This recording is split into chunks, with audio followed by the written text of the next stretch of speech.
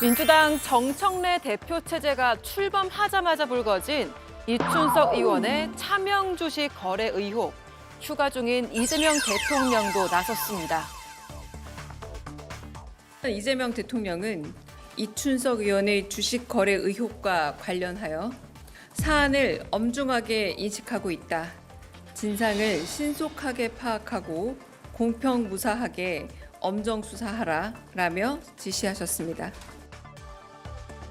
어제 문제의 사진이 보도됐고 오후 3시 정청래 대표가 곧바로 진상조사를 지시했죠. 1시간도 지나지 않아 이춘석 의원의 사과가 나왔고 어젯밤 이 의원은 결국 탈당했습니다. 그럼에도 의혹은 일파만파. 결국 하루 만에 당과 대통령실이 모두 엄정 대응을 꺼냈는데요. 여당의 사선 중진, 국회 법사위원장의 대통령직 속인 국정기획위원회에도 있었던 만큼 이춘석 의원, 이번 논란을 가볍게 넘기기에는 어려워 보입니다. 네, 지금 저도에서 여름 휴가를 보내고 있는 이재명 대통령도 이춘석 의원의 차명 주식 거래 의혹에 대해서 엄정 수사를 지시했습니다. 그만큼 이번 사안을 정말 무겁게 인식하고 있다는 그런 증거겠죠? 그렇죠. 대통령께서도 아마 휴가가 아닐 겁니다. 예. 지금 이재명 정부에서는 AI 선도 국가를 만들기 위해서 여러 가지에 대한 공약과 그리고 국정기획위원회에서의 대안을 마련하고 있지 않습니까? 그러면서의 AI 100조 국부 펀드를 만든다든지 아니면 여러 그 업체들을 통해서 AI의 우리 자체 그런 시스템을 만드는 여러 가지의 그런 것들을 하고 있는데 특히나 이런 우리 주식에 대해서 민감한 현재 시점에서 이런 이춘석 의원의 이런 사건들이 우리 민주당과 정부에는 뼈아프게 다가오는 부분이 분명히 있는 것이죠. 부동산으로 재산 증식하지 않고 주식으로 수익 낼 수 있는 코스피 5천의 지금 시대를 만들겠다라고 제창을 하면서 여러 가지 제도 개선을 하고 있는 시점에서의 이런 국민 신뢰를 저버릴 수 있는 큰 사건이기 때문에 예. 이런 부분에 있어서의 이춘석 의원은 우리가 어떻게 쉴드 칠 수 있는 사안은 아니라고 명백하게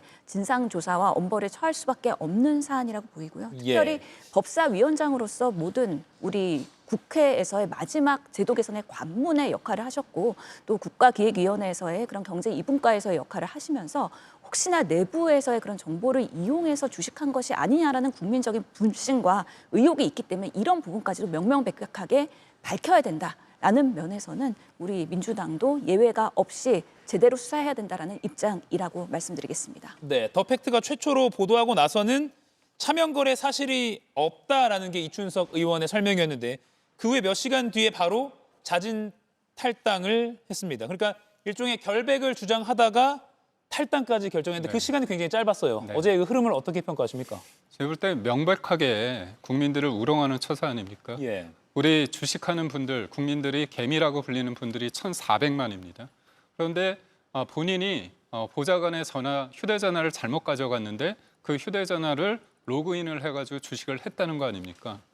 주식하는 사람들이 그 얘기를 들었을 때 얼마나 황당한 답변입니까? 그래 국민적 분노가 치달았고요. 무엇보다도 지금 민주당과 정부의 세제 개편안 때문에 하루만 지난달 금요일 날 116조 원이 날아갔습니다. 이것 때문에 사람들이 분노하고 있는데 누군가는 미정보, 미공개 정보를 이용해가지고 본인의 사적 이익을 도모하고 있다는 거 아닙니까? 그런데 해명이라는 것도 납득이 되지 않는 상황이고요.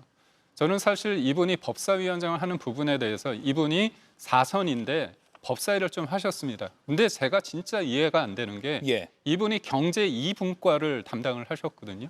어떤 커리어를 가지고 경제 2분과를 했느냐.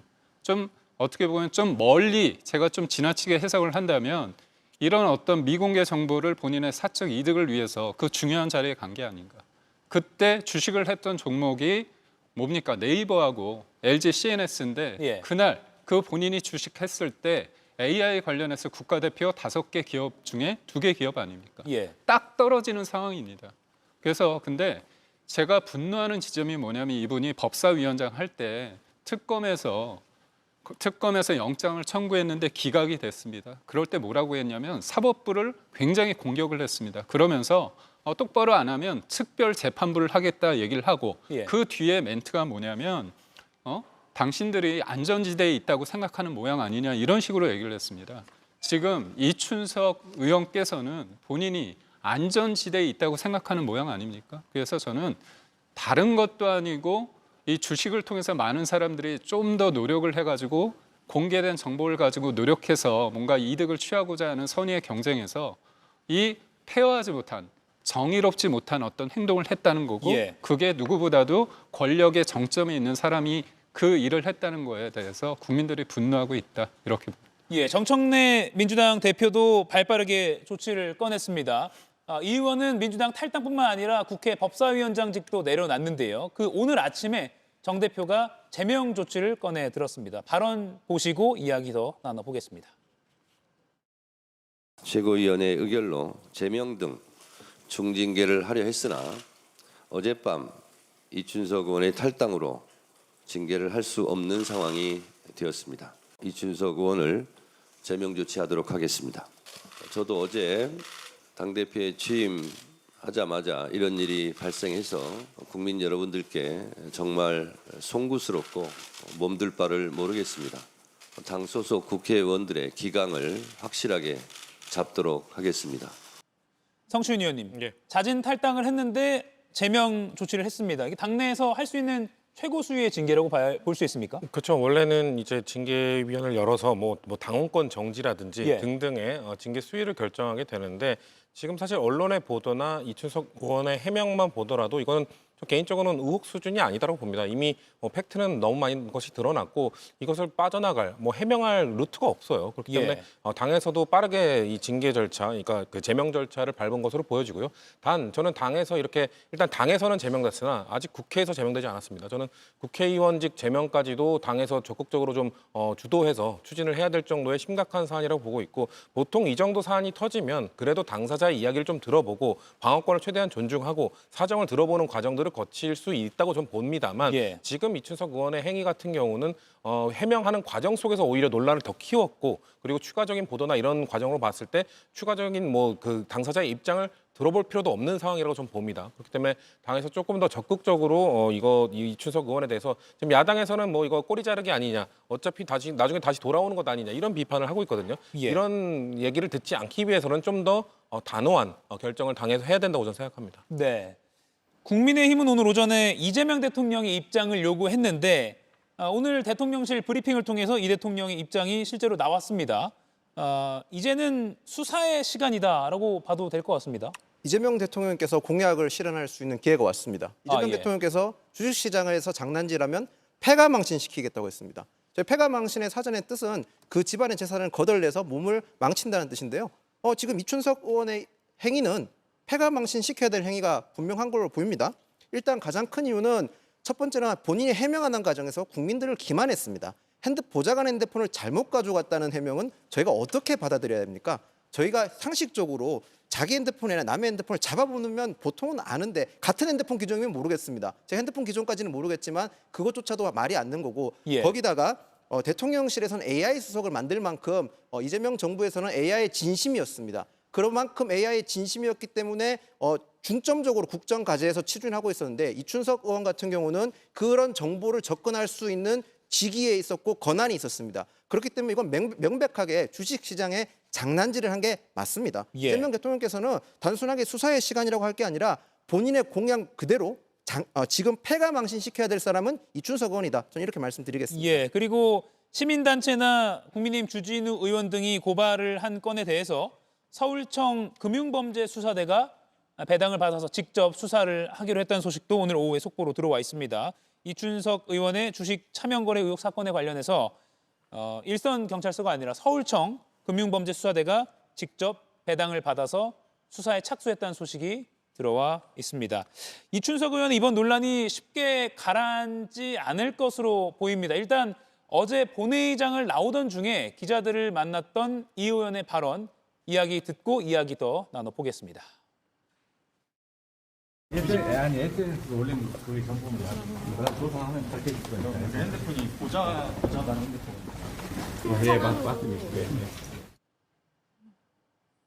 본회의장에서 나오는 이춘석 의원에게 당연히 취재진들이 달라붙을 수밖에 없는 그런 상황이었는데 글쎄요, 처음에 해명이 보좌진의 해명이었습니다만 우리 의원님이 제 핸드폰을 실수로 가져간 것 같다라고 했는데 아까 김용현 의원이 말한 대로 뭐 비밀번호나 패턴 이런 게 다 있는 거기 때문에 글쎄요. 처음 해명부터가 조금 너무 무리했다라는 평가가 여야를 불문하고 나오는 것 같습니다. 예, 이거는 사실관계 확인이 어렵지 않습니다. 예. 실제로 기종이 같은 것인지 확인하면 될 것이고요.